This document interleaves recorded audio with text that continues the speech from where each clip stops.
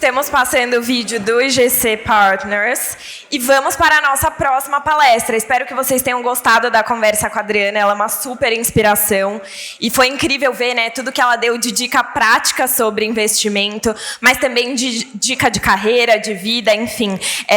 Ela falou, né, que precisa se dedicar e lembrou muito de uma frase que minha mãe, que está aqui, inclusive, sempre fala, que o impossível é o difícil que se desiste. Então, é importante a gente se planejar. Eu falo que é importante ter dinheiro para não ter que pensar no dinheiro quando a gente, de fato, precisar numa situação mais difícil. Então, vamos agora para a palestra Por Dentro do Deal, os bastidores de uma carreira em M&A. Então, é uma conversa direta e rara, aproveitem, sobre o dia a dia de quem atua em uma das áreas mais estratégicas do mercado financeiro. A Flávia Silveira, sócia do IGC Partners, vai compartilhar com a gente como funcionam os processos por trás das grandes transações, quais são as habilidades mais valorizadas na área e o que os jovens interessados, como vocês em M&A, precisam desenvolver desde cedo para construir uma trajetória consistente nesse segmento. Então, eu gostaria de chamar ao palco a Flávia, que é bacharel em Economia pela FGV, iniciou a carreira como estagiária em 2008 e, ao longo de uma jornada super consistente de crescimento, se tornou sócia em 2014. Hoje, ela está à frente do setor químico da IGC e ela faz tudo isso, assim como a Adriana, ao lado da família, porque ela é casada e mãe de 4 filhos, igual a minha. Vem pra cá, Flávia.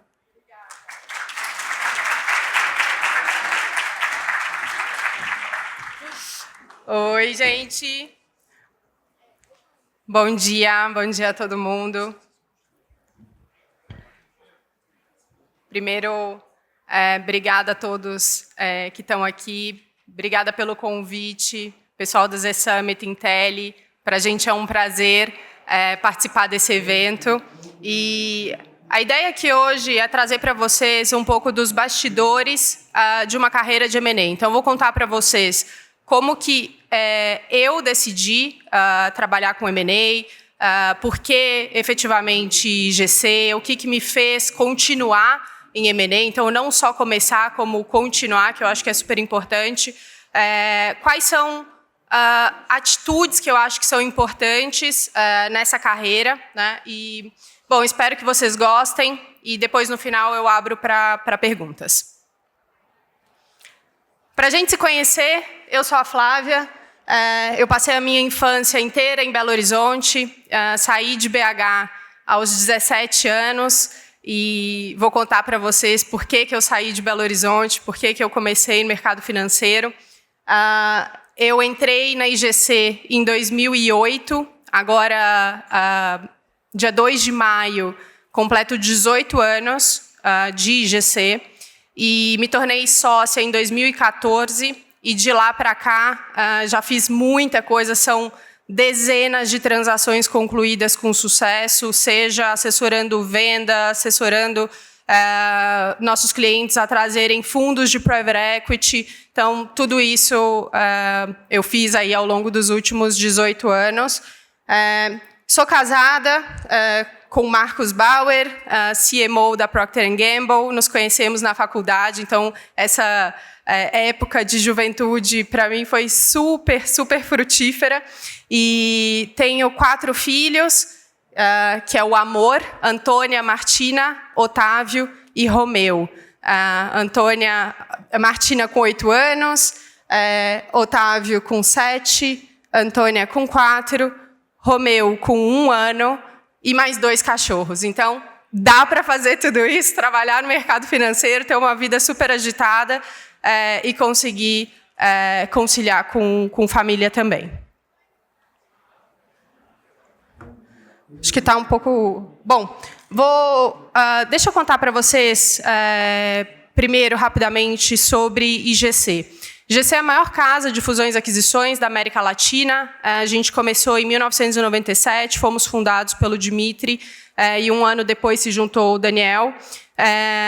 Dimitri trabalhava no Banco Garantia, também da Escola Garantia, né? Então, isso explica muito da nossa cultura, partnership, meritocracia, tudo isso ele trouxe quando fundou a IGC.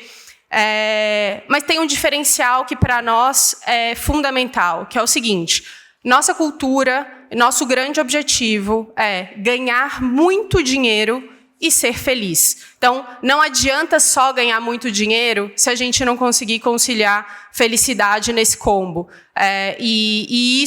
Esse é o DNA da IGC. Ao longo dos anos, nós fechamos mais de 500 transações com sucesso. Isso nos orgulha demais. Temos hoje um time de mais de 200 pessoas trabalhando na IGC. Então, é o maior time de fusões e aquisições da América Latina. A empresa foi crescendo ao longo dos anos, então hoje a gente não faz apenas fusões e aquisições, a gente tem outros departamentos, a gente tem uma unidade de negócios que a gente chama de Capital Solutions, onde nossos clientes, onde a gente estrutura FDICs para eles, a gente faz dívidas estruturadas, dívidas mais inteligentes, então esse é uma divisão que a gente criou, deve ter uns 3 anos, mais ou menos.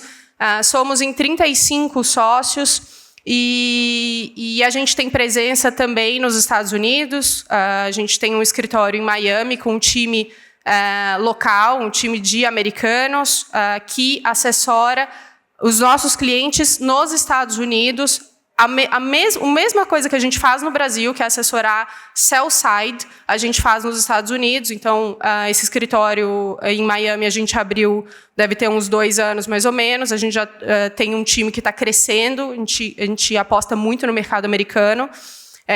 Continuamos, obviamente, super animados com o mercado brasileiro de fusões e aquisições. Tem uma infinidade de boas companhias aqui, né? Mas nossas ambições elas são globais. Então, a gente tem essa filial nos Estados Unidos e também faz uns 3 anos nós começamos a atuar no mercado latino-americano. Então, temos um time também de latinos, né, que trabalha com a gente, assessorando empresas no México, Colômbia, Guatemala, Chile. Então, isso mostra como que a gente pensa. Nossa cabeça é uma cabeça sempre de crescimento, né, e uma ambição muito grande. Tá? Mais um detalhe sobre a IGC. A IGC é uma empresa de pessoas jovens. E aí, eu me incluo nisso, embora eu tenha quase 40 anos, mas eu me considero jovem de cabeça, de atitude e tudo mais. E isso é legal pra caramba, porque está todo mundo remando para o mesmo lado, com o mesmo nível de engajamento, com o mesmo nível de energia. E isso faz toda a diferença quando você escolhe um lugar para você trabalhar. Você tem que saber o que os teus pares querem, qual a ambição deles, para ter certeza que vocês estão no lugar correto.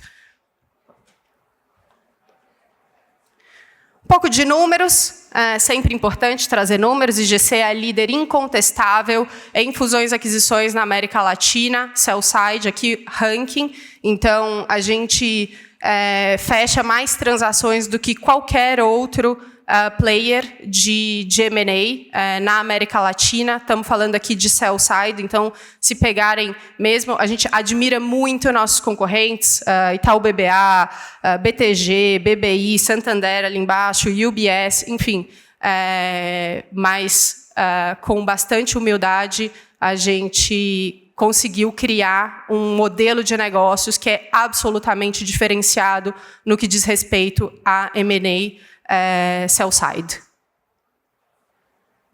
O que faz um bom advisor?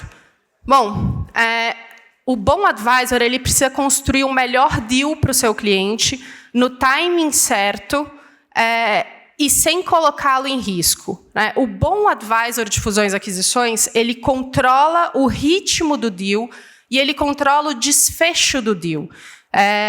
Então, alguns exemplos aqui para vocês. Né? A gente já assessorou aí mais de 500 transações com sucesso. Teve um caso, por exemplo, recente, a gente assessorou a venda da Trust de toda a parte de cosméticos e cabelo, a gente vendeu para o Boticário. Estamos ajudando a Advent a criar a maior plataforma também para a parte de cosméticos, né? Vendemos para eles Scala, vendemos para eles, enfim, uma série de empresas. Por que um dono de empresa procura fazer um M&A? Né? Ele procura por algumas razões. A primeira delas é quando ele percebe que não tem sucessão. Ou que, às vezes, ele tem sucessão, mas que o filho ele não reúne todas as competências necessárias para conseguir conduzir aquela empresa na ausência dele. Então, ele fala assim, talvez o melhor para a minha família seja a gente vender o negócio agora. Né? Então, eles nos procuram. Segundo motivo, as empresas que a gente assessora, elas são, em sua maioria absoluta, empresas excelentes. São empresas conhecidas, com marcas conhecidas, são empresas que crescem, que têm rentabilidade, que têm EBITDA, né? Enfim, que não estão alavancadas excessivamente. O cliente da IGC é um cliente que tem opções. Ele pode vender a empresa, ele tem a opção de trazer um sócio investidor, um fundo de private equity, por exemplo, para aportar recursos e acelerar o crescimento. Ele tem uma série de alternativas ali na mesa. E ele pode também não fazer um deal. Né? Então, por que o cliente nos procura? Ele nos procura para que a gente consiga ajudá-lo a analisar todas as alternativas que ele tem e a tomar a melhor decisão. Inclusive, a melhor decisão pode ser não fazer uma transação naquele momento. Então, o fato da gente ser uma empresa de donos, né, nós nos consideramos todos donos da companhia, faz com que a gente tenha essa isenção para poder virar para um empresário brasileiro, para um empresário mexicano, para um empresário americano e falar assim, veja bem, não está na hora de você fazer essa transação ainda. Arrume isso, isso, isso e isso, e depois a gente vai a mercado. Ou então, a gente aconselha ele a esperar uma melhor janela de mercado para a gente começar um roadshow de uma companhia. Então, o fato de a IGC ser uma partnership, cujos sócios estão lá já há bastante tempo, nos dá uma tranquilidade de recomendar o melhor deal para os nossos clientes, no melhor momento possível. Porque, sinceramente, eu, Flávia, que estou lá há 18 anos, eu prefiro muito mais esperar para que o meu cliente faça um deal, às vezes 50%, um valuation 50% mais alto do que ele faria hoje, porque a minha motivação é uma motivação de longo prazo.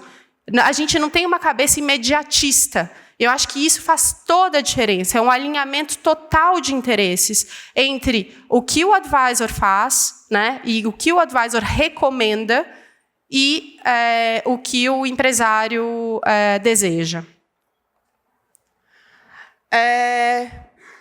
Eu fiquei pensando aqui, falei, bom, se eu tivesse na cadeira do pessoal que está aqui escutando, o que eu gostaria de saber? Né? Quais seriam as minhas grandes curiosidades? Então, elenquei aqui algumas perguntas que eu considero que são interessantes e depois, no final, abro para mais perguntas de vocês, mas que eu gostaria de explorar. Então, primeira delas, o que me fez escolher M&A? Por que fusões e aquisições? Né? Estava brincando com uma das meninas antes aqui na palestra, quando eu tinha...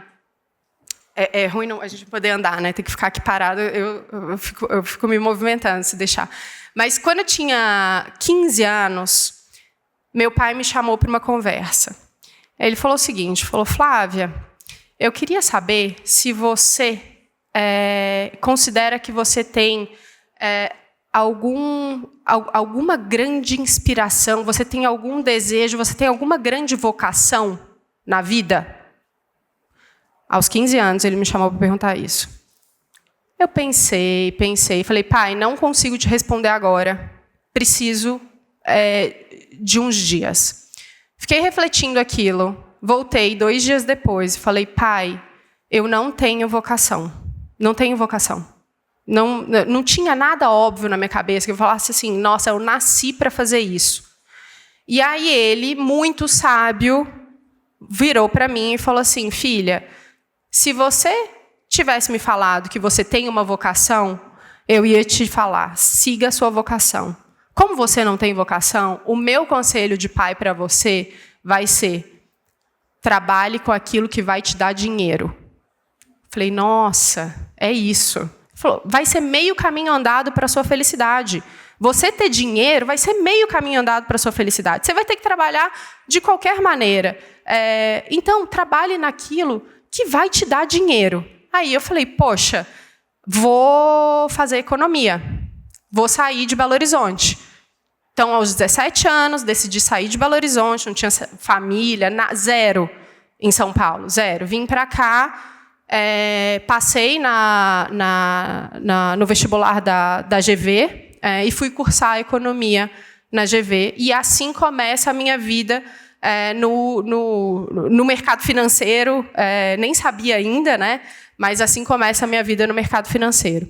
Ao longo do meu tempo na GV, diferentemente de vocês, né, poxa, eu adoraria se tivesse Z Summit lá na minha época, mas eu comecei a pesquisar o que era o banco de investimentos. Na minha cabeça, não fazia sentido algum ter um banco que não tivesse agência. Sabe assim, eu falava assim, mas o que é um banco de investimento? Um banco não tem agência, deveria ter agência. Enfim. E fiquei muito curiosa para entender o que era um IB. E fui entendendo as áreas dentro de um IB. Falei, bom, então eu quero trabalhar num banco de investimentos. E fui entender, bom, então tem tesouraria, tem todas as divisões. Eu achei, quando eu estava na GV, que eu queria trabalhar com derivativos. Falei, poxa, é isso. Vou ser a head de derivativos do IB. Do grande banco de investimentos. E aí saí, fui para Berkeley fazer um curso de derivativos, um módulo que eles têm do mestrado, enfim, focado em derivativos. Aprendi tudo de derivativos, vocês possam imaginar. Voltei, trabalhei um dia na tesouraria de um banco e falei, cara, isso aqui não é para mim.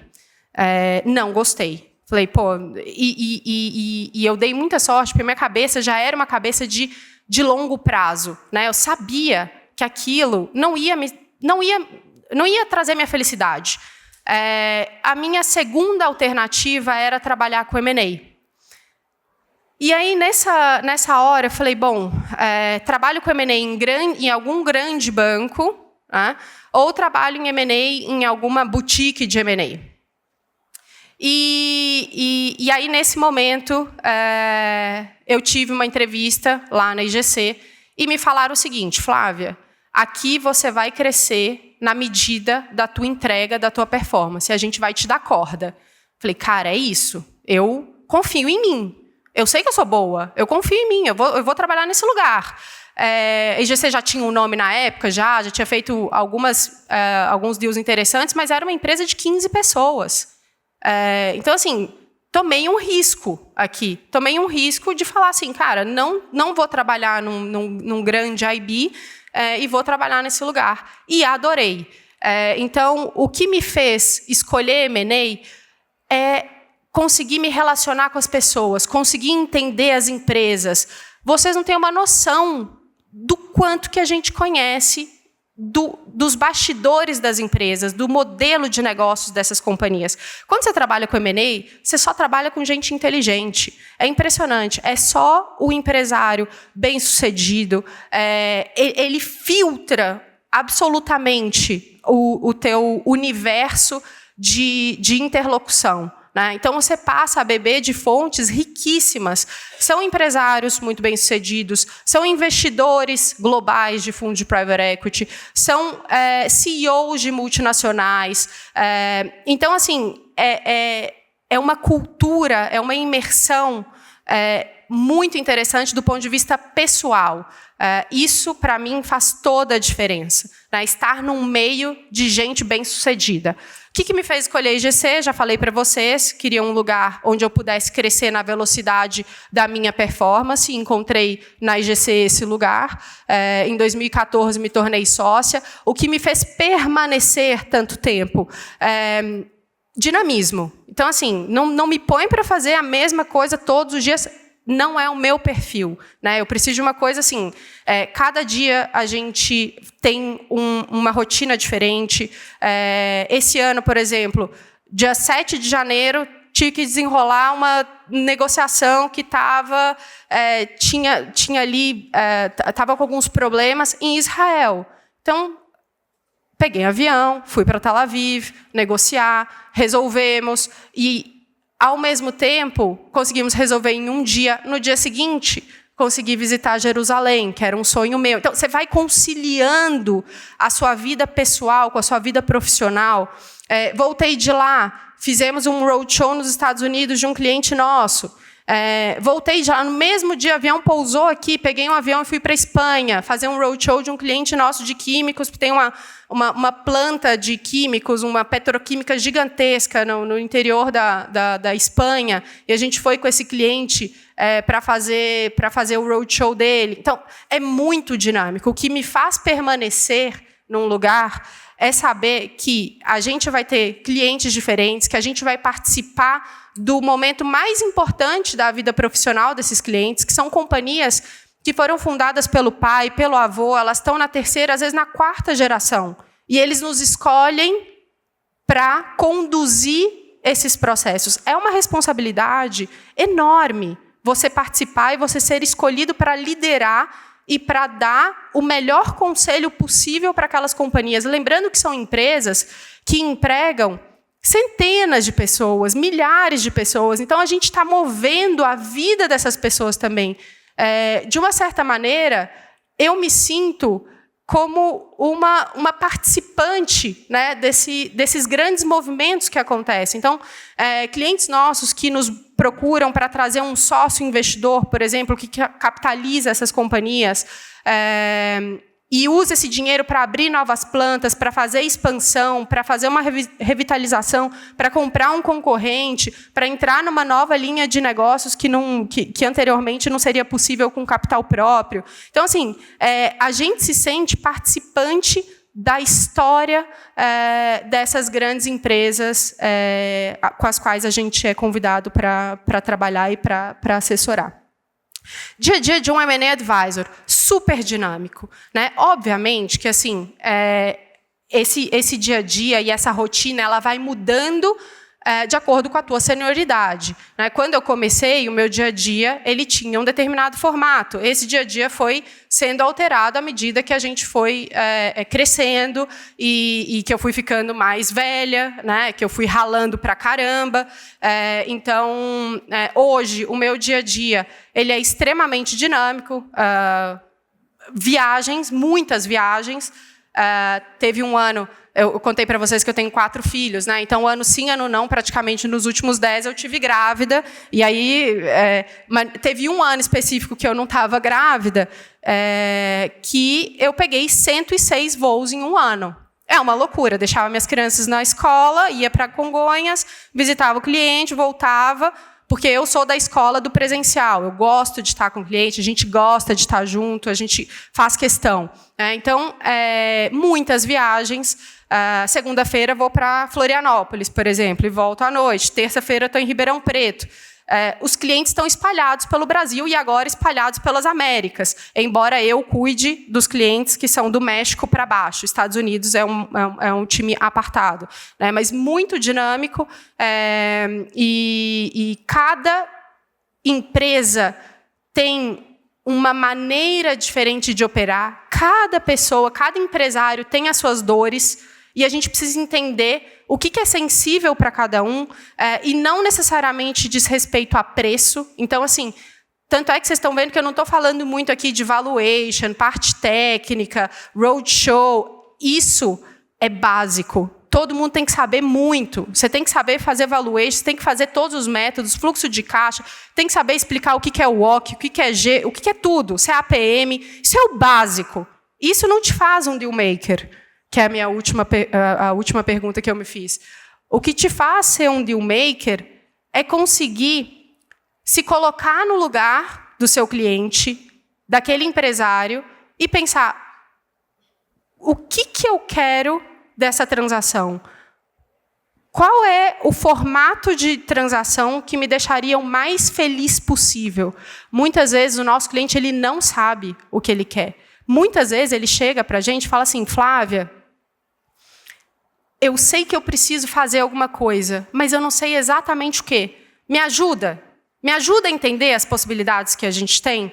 Será que o melhor é eu vender uma participação majoritária para um fundo de private equity? Ou será que é eu vender o controle para um player global e depois vender o restante do stake ao longo dos anos, com uma estrutura de put call, alguma coisa do tipo? Qual é o melhor formato? Será que eu vou para uma venda total já agora? Será que eu coloco um earn-out?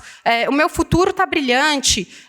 Então, o que faz uma pessoa ser um bom deal maker, né, um excepcional deal maker, é se colocar no lugar do cliente e conseguir traduzir em uma operação estruturada aquilo que muitas vezes ele nem sabe o que quer. Nem ele sabe. Algumas dicas extras aqui que eu trouxe para vocês, que vai um pouco de pessoal e um pouco de profissional. Então, eu me considero extremamente bem-sucedida no que eu fiz, no que eu me propus, no que eu me proponho a fazer. E a primeira coisa que eu fiz, quando eu tinha 19 anos, eu falei assim: cara, dos 20 aos 30, eu tenho tanta coisa para fazer que deveria ter 20 anos nessa década. A década crítica, na minha opinião, é dos 20 aos 30. O que determina o sucesso, de novo, na minha opinião, é o quanto que você consegue se dedicar dos 20 aos 30. Aqui, essa década é a década de você ralar muito, trabalhar muito, se esforçar muito. Você tem que ser uma esponja, uma esponja. Todo mundo que sentava do meu lado, eu tinha um caderninho, e eu falava assim: como é que essa pessoa fala? Qual é o tom de voz dela? Quais são os trejeitos? São esses soft skills, porque o hard eu já sabia, já tinha me ensinado. Fazer valuation, múltiplos, procurar as coisas. Isso eu sabia, Excel, programação, fiz um curso na época de VBA, isso eu sabia. Agora, o que vai me fazer ser diferente? Colar e virar uma esponja nas pessoas que eu entendo que são as referências naquilo que eu faço. Então, e ir anotando. Poxa, essa pessoa falou uma determinada frase nesse contexto. Eu posso, quando eu estiver de novo vivendo isso, eu posso falar essa frase. Esse caderno existe hoje, até hoje. Ele já está assim, lotado, como vocês podem imaginar. Eu digitalizei recentemente com AI para ter tudo isso. Para mim é uma fonte inesgotável. Volta e meia, eu estou em algum voo, eu abro o computador e eu vou ver. E continuo me atualizando, né, ali. Então, esse planejamento em décadas, ele é crítico. Dos 20 aos 30. Como é que eu quero chegar nos meus 30 anos? Eu estou beirando os 40 agora. Eu estou terminando meu planejamento dos 40 aos 50. Eu fiz um planejamento dos 30 aos 40. Dos 30 aos 40, o que eu quero fazer da minha vida? Né? Isso inclui pessoal, isso inclui profissional. Quando eu estava com 30... eu recém ali tinha casado. E eu falava, bom, eu quero chegar aos 40 desse jeito. E estou batendo. Uma outra coisa, obviamente, vai desviar. Né? Vou ter que dar uma empurradinha para os 40 aos 50. Mas, assim, esse macroplanejamento em décadas, ele ajuda demais a você visualizar o que você quer e para onde você quer ir. Tenta acertar rapidamente a rota da sua carreira. Porque isso é um compound business. Os clientes, as empresas que eu visitei quando eu tinha 25, 24 anos, muitos foram virando clientes 10 anos depois. Tem gente que ainda nem virou meu cliente, mas que eu continuo visitando, que toda vez que vem a São Paulo, vai na IGC e a gente bate um papo, a gente almoça, a gente toma um café. Isso é um compound business. Tem muito empresário que nos procura hoje e fala assim, Flávia, você foi lá na minha empresa, em Patos de Minas, quando a gente estava recém começando, e olha só, hoje a gente já está aqui fazendo 250 milhões de faturamento. Eu me lembro de você. E hoje, sim, a gente está com tamanho para ser assessorado pela IGC. Então, essas relações, o que você vai construindo ao longo da sua vida, chega uma hora que a roda começa a girar. Então, quanto antes você acertar aquilo que você deseja fazer, melhor. Seja em M&A, seja em tesouraria, seja em fundo de private, o que quer que seja que vocês forem fazer, tenta acertar cedo, sabe? Seja o mais animado e motivado possível. Não dá para trabalhar com gente com baixa energia. Assim, não dá. Não dá, entendeu? Então, tem que ser animado, tem que ser empolgado. Eu brinco que eu sou a pessoa mais motivada que existe. Gente, com 4 filhos, não tem nem opção de eu não ser motivada, entendeu? Então, assim, o que eu tenho de conta para pagar pelos próximos 20 anos me faz trabalhar pra caramba. Quando eu chego na frente de um empresário e falo para ele, falo, olha, me contrata porque eu vou entregar o teu deal. Significa o quê? Cara, eu tenho muitas motivações para entregar o seu deal. A motivação de fazer a transação acontecer, mas eu tenho uma galera aqui atrás que depende do sucesso dessas transações também. Então, assim, ser motivado, ser animado, ter alta energia, sabe? Ter alta energia, isso é fundamental. Ler muito, seja ávido por conhecimento, principalmente no início. Tem o seguinte, eu só almoço sozinha, exceto quando eu estou com os meus clientes. Mas, assim, o horário foi a maneira que eu encontrei. O horário do almoço é o horário que eu estou focada. Eu estou com um livro, eu estou lendo alguma coisa, eu estou ouvindo um podcast, eu estou estudando o release de uma empresa que é benchmark nosso nos Estados Unidos. Assim, para mim, eu tenho 1 hora por dia, todos os dias, para absorver conhecimento. Isso é fundamental. Tem que ler. Você tem que ser curioso naquilo que você faz. Tá?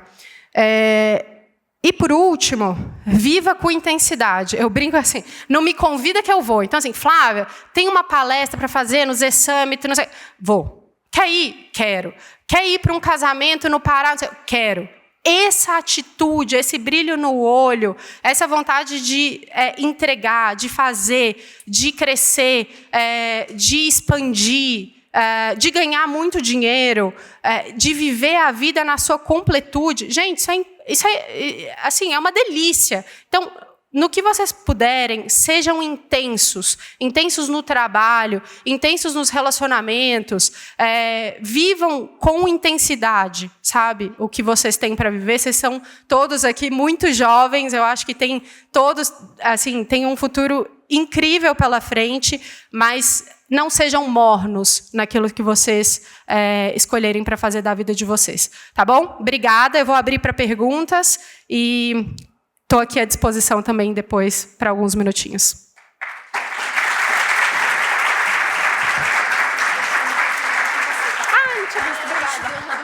Gente, tinha um microfone aqui, ó. Sorte de vocês. Eu fiquei ali paradinha. Acho que ali, primeiro. Você. Quem foi primeiro?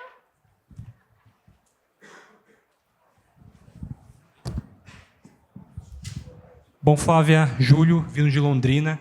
Primeiro, agradecer a apresentação, um track record muito bom que a IGC faz, com vários deals, e fora também a sua vida, que é um sucesso, tanto no âmbito profissional, quanto na família, 4 filhos. Muito bom ouvir a sua história. A minha pergunta vai no seguinte sentido.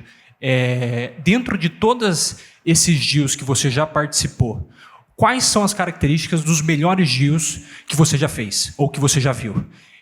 Tem alguma condição específica? É um cenário econômico? É o momento da empresa? Foi algo externo? Ali, talvez, do relacionamento? Quais foram os melhores deals que você já viu? Quais foram as características que todos eles tiveram? Muito obrigado. Obrigada pela pergunta. Essa pergunta é maravilhosa. As melhores transações que a gente já fez e faz na IGC, são transações que a gente consegue ter tempo, que o meu cliente não está pressionado, que ele não chega desesperado para fazer alguma coisa. Tem cliente que chega e fala assim, estou com um problema. A melhor transação é aquela que a gente consegue preparar a companhia, que a gente consegue antecipar os problemas que vão vir numa terceira fase de due diligence, por exemplo, que aqui no Brasil, essa fase de due diligence ela é um grande desafio, diferentemente de fazer transações na Europa, nos Estados Unidos, onde você tem poucas contingências vis-à-vis o enterprise value das empresas. Aqui no Brasil, a gente ainda tem uma taxa muito alta de deals que caem durante a due diligence. Então, quanto antes você consegue preparar essas companhias, antecipar quais são os pontos de atenção que um potencial comprador vai levantar, organizar a casa, entender quais são as possibilidades dessa companhia, né? Então, tem toda, primeiro, uma parte de organização interna das empresas. Mas isso sozinho não faz um bom deal, não faz um deal espetacular. Pode fazer um bom deal, mas um deal espetacular não faz.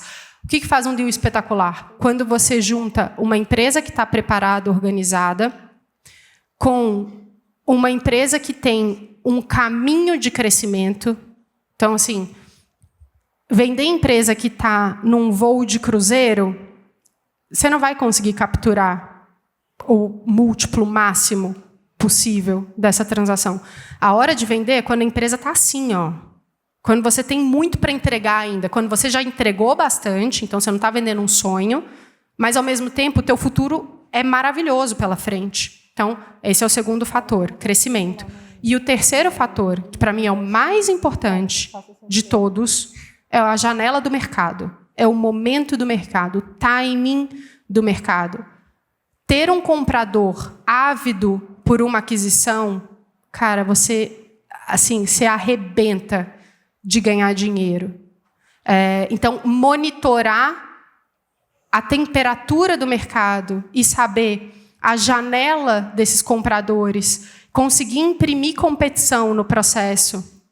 Quando você junta as três coisas, aí não tem para ninguém. Aí são deals espetaculares. É difícil demais, porque, geralmente, o empresário ele acha que a empresa dele está organizada e que ele está pronto para vender, e não é verdade, na maioria absoluta das vezes. Sempre tem coisa para fazer. Quando está tudo às mil maravilhas, ele fala assim, mas por que eu vou vender? A empresa está indo super bem. Eu não tenho motivo para... E aí ele vai decidir vender quando já fez isso daqui, ó. O ângulo fez isso. Então, também é difícil justificar e explicar isso. E a terceira coisa, a gente tem que ter um monitoramento de mercado. Por isso que na IGC a gente tem, eu não comentei com vocês, mas a gente tem 12 unidades de negócios. Então, como se fossem 12 empresas dentro de uma grande empresa. Cada uma dessas unidades de negócio é responsável por um segmento. Eu, Flávia, sou responsável pelo segmento de químicos. Cara, eu respiro químicos. Se você quiser conversar de químicos comigo, eu fico um mês falando contigo. Sobre todos os compradores, todas as empresas, sei todos os CEOs, tenho o WhatsApp de todos eles, saio para jantar com todos eles, tudo. E assim a gente tem para saúde, agronegócio, indústria, serviços financeiros, tecnologia e sucessivamente. Por quê? Porque a gente entendeu que a leitura de mercado correta é que faz um deal ser brilhante. E a gente só consegue ter uma leitura de mercado correta quando você respira aquele segmento. Por isso que a gente decidiu fazer essa segmentação e verticalização inteira da companhia. Espero ter respondido.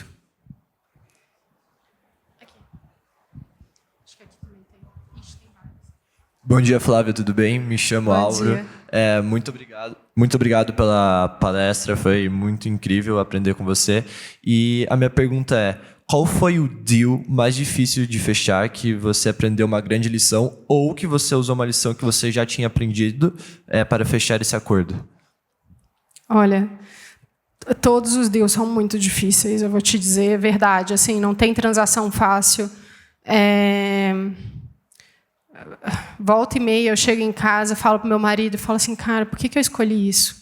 Cara, é difícil demais. Nossa, é difícil demais, eu já estou aqui há meses, e emperra, e vai, não sei o quê. E a gente se frustra, né? Muitas vezes, o nosso dia a dia não é só alegria. A gente se frustra muito nas transações. E aí ele vira e fala assim, por isso que você é tão bem remunerada. Eu falo, tá bom, você tem razão, é isso aí. Então, levanta a cabeça e vamos embora. Então, todo deal é difícil, toda transação, se não é um problema no teu cliente, é um problema no comprador. Mas problema vai ter. Não existe transação sem problema. A tua função é antecipar os problemas e resolver esses problemas, né? Tudo quanto é tipo de problema. Você puder imaginar. Você está no meio do roadshow, o cliente perde o principal cliente dele, ou o principal fornecedor, ou o comprador. Vou te dar um exemplo. A gente vendeu uma empresa em 2013, que eu estava participando, tudo pronto, Álvaro, você não tem noção. Data para o signing marcada, véspera de Réveillon, eu feliz e saltitante, achando que ia fechar o deal. Falei, nossa, agora eu estou tranquila, vou entrar o ano tranquila. Recebi uma ligação do americano falando o seguinte, Flávia, a gente não vai mais fazer o deal. Cara, como assim não vai mais fazer o deal? O fundo, que é um dos acionistas aqui nossos, é uma grande multinacional, um fundo americano, chamado CD&R. CD&R decidiu vender a posição dele, vai sair do negócio. Então, enquanto esse deal nosso interno não acontecer, a gente vai colocar todas as outras transações globais que a gente está vendo on hold. Poxa, como assim? Cara, nós vamos assinar semana que vem. Não é possível. Não, infelizmente é isso. Minha cliente, uma senhora de 85 anos, como é que você fala isso para ela? Então, assim, tudo quanto é tipo de dificuldade que você puder imaginar. E aí eu volto no ponto de te falar, que eu trouxe aqui, que é um compound business. Quanto mais dessas situações você vivencia, mais repertório você tem para antecipar esse tipo de situação, para resolver esse tipo de situação, para tranquilizar o teu cliente quando isso acontece. Essa empresa, por exemplo, a gente esperou um ano depois a gente vendeu para o mesmo comprador por 50% a mais de preço. Então, essa foi uma transação, para mim, emblemática. Eu ainda estava nova, então aprendi muito e vi que assim, não existe deal fechado, sabe? Você tem que batalhar até o final. Eu estou entregando aqui na ordem que eu vi o pessoal levantando a mão, tá? Bom dia. Obrigado pela palestra. Minha dúvida é que eu sei que na IGC tem um número certo de deals para você virar sócio. Acho que são 7. Quem foi e em quanto tempo foi a pessoa que mais rápido chegou nisso e o que ela tinha de diferente? Nossa, tô sabendo. É isso mesmo. E não me recordo quem foi o mais rápido, talvez, mas assim... a gente tem sócios espetaculares. Você olha para o lado, você não acredita. Eu vejo os meus sócios, eu falo assim, gente, se eu tivesse uma empresa, eu ia vender com eles. De tão bons que são, independentemente da idade. Acho que esse é o grande diferencial, né? Não importa aqui tanto quantos anos você tem, sim, qual o teu repertório de M&A, o quanto que você consegue transmitir de segurança para o teu cliente e executar aquele deal. Então, a gente tem tem várias levas, né, de sócios, ano a ano. Enfim, eu sou uma das mais antigas, mas os nossos sócios novos são brilhantes, os sócios do meio são brilhantes. Eu acho que talvez 5, 6 anos tenha sido o mínimo para... Porque uma coisa é importante, não só tem a ver com a quantidade de deals. A gente tem... Essa quantidade de deals é um dos fatores. A gente tem que olhar para aquele sócio e falar, ele está pronto. Ele está pronto para assumir um cliente, ele está pronto para tocar uma transação. Então, tem gente, por exemplo, que bateu 7 deals... e que não foi automaticamente, que não virou sócio automaticamente. Então, a gente sempre analisa uma série de fatores. Óbvio que a quantidade de transações fechadas é uma delas, é um fator importante, mas tem que estar preparado com todo esse outro skill set que estava comentando. Pessoal, obrigada. Essa foi a última pergunta. Obrigada, Flávia. Obrigada, gente. Uma salva de palmas. Obrigada a todo mundo.